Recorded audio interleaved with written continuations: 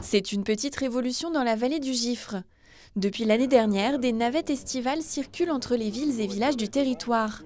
Le service n'existait pas jusqu'alors et la communauté de communes voulait y remédier. On l'a fait à une petite échelle l'année passée, avec le soutien important de la région. Et on a mis en place un service sur les communes de Verchet, Morillon, Samoin et jusqu'au Fer à cheval.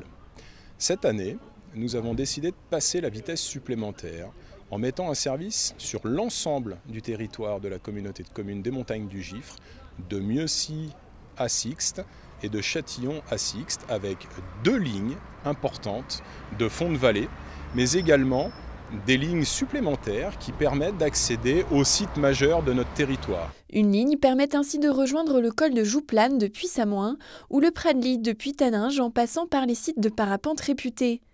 Les tickets journée sont vendus 1,50 € et le service profite aussi bien aux vacanciers qu'aux habitants et même aux tout petits habitants comme les enfants de la crèche de Taninges. Ça nous permet de faire des sorties, donc on a découvert ça cette année.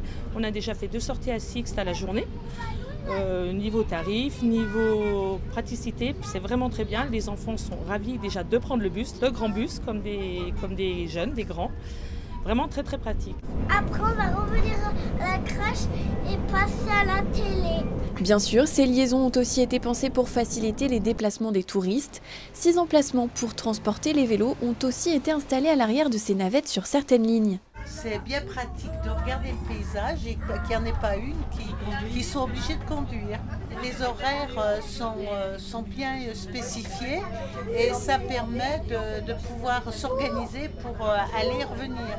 C'est ce qu'on a fait justement au Joux de la Plagne. On a pu partir le matin et rentrer le soir, ce qui était très agréable. On a regardé un petit peu, on était à l'office du tourisme et on a écouté les conseils et donc on s'est dit pour la journée c'est pas mal. Plutôt que de prendre la voiture, pour nous le tarif c'était le même, payer 6 € le parking ou prendre la navette 6 €. Mais ici on est tranquille, on est dans une navette et c'est tranquille, ça fait vacances de prendre la navette. Pendant les 3 premières semaines de juillet, 6 000 personnes ont emprunté ces bus qui fonctionnent au gaz. Les liaisons seront assurées jusqu'au 26 août, 7 jours sur 7.